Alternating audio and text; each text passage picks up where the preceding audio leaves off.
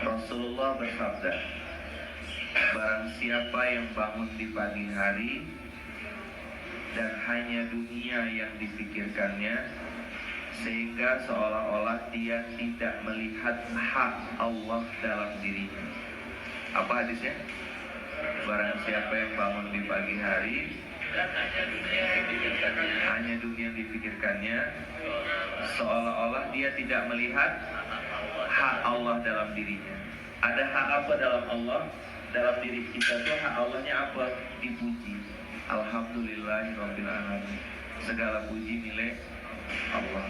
Apalagi hanya Allah diingat-ingat, disebut-sebut.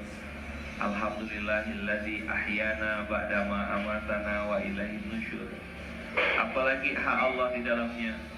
Allah punya hak untuk diingat, dipuji, lalu disyukuri. Alhamdulillahirrabbilalamin, ya Allah, Kau bangunkan saya pagi hari ini, Kau izinkan saya bisa bangun subuh, digerakkan hati kita untuk sholat, bisa sholat sunnah, bisa sholat subuh, dan seterusnya. Maka kalau orang itu tidak melihat hak Allah dalam dirinya, kata Rasulullah, maka Allah akan menanamkan 4 penyakit dalam dirinya. Berapa penyakit? 4. Dicatat ya, nanti keluar di ujian.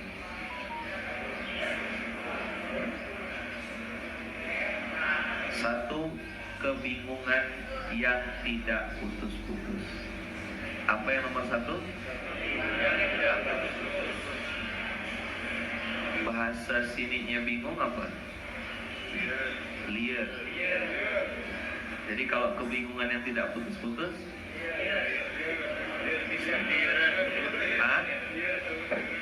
liar eren. Adik, Ustadz di mana? Mau tahu aja atau mau tahu banget? Kalau sebut merek, pas di belakang saya. Pokoknya di situ lah dia. Jadi kalau liar eren itu antum tahu itu bahasa apa kan? Bahasa Eropa. Oh, udah bikin kerajaan. Gimana Kaisar Lordnya udah meninggal nih? Stop, lanjut ya. Sudah Empire. Saya kira tidak meninggal orang itu, rupanya meninggal juga. Lihat eren. Setiap hari tuh pusing, setiap hari stres, setiap hari bingung. Kan ada yang bilang gini, hidup adalah pilihan. Maka dia tidak pernah bisa bahagia gitu, karena hidupnya selalu milih terus, ini atau ini, yang ini atau ini, termasuk jodoh.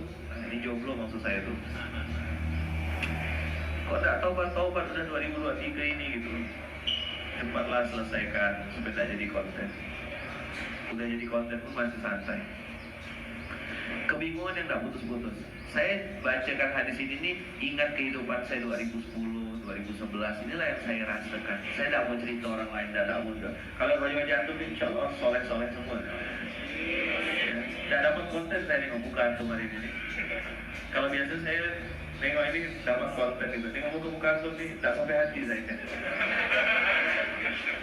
Kalau kata orang Pontianak tidak sampai hati gitu ya. Karena baru awal bulan udah habis, udah saldonya rata-rata nih kayaknya.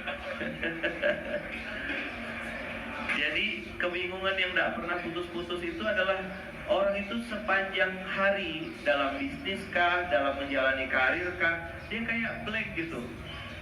I am not me. Aku ini bukan diriku. Aku ini pengusaha ke, aku ini saudagar ke, apa sih yang sebenarnya aku jalani? Dia sendiri tidak kenal sama dirinya. I am not me. Ciri-cirinya orang kebingungan yang tidak pernah putus itu apa? Dia tuh lupa siapa dirinya. Cobalah lihat, ada kakek-kakek gitu, udah pasti udah tua ya kalau kakek-kakek ya. Terus nimang cucu, nimang apa? Tahu menimang cucu, paham tuh? Nah, jadi dia bilang gini, cucu siapa? Nah, itu contoh dia lupa siapa dirinya. Padahal itu jelas-jelas cucunya dia gitu. Dia masih tanya, cucu siapa? Kebingungan yang tidak pernah putus. dia ada di sini, tapi badannya di tempat lain. Itu yang tadi malam saya ngobrol dengan salah satu saudagar pengusaha. Saya bilang gini, ada orang hari ini punya jam tangan mahal tapi tidak punya waktu. Punya jam tangan mahal tapi tidak punya waktu. Memang miliar-miliar jam tangannya. Kalau ratusan juta ya mungkin masih gelas-gelas biasa gitu lah. Ini ratusan juta, miliaran, tapi tidak punya waktu gitu. Tidak punya waktu untuk keluarga, tidak punya waktu untuk istri, bahkan untuk diri sendiri pun tidak punya waktu. Hanya untuk sekedar sujud. Gini loh, sholat subuh itu 5 menit. Oke lah, sama zikir dan wudu 10 menit. Zuhur juga 10 menit. Berarti kalau 5 kali 10 50 menit. Berarti dia sampai tidak 1 jam dalam satu hari itu. Tidak sampai 1 jam. Sisa waktunya 23 jam. Orang kaya berapa jam dikasih Allah waktu? 24. Orang miskin? Orang bahagia? Orang yang sedih? Jomblo? Kencang kan? Mereka semua dikasih Allah waktu 24. Tapi kenapa ada yang sempat untuk sholat, ada yang tidak?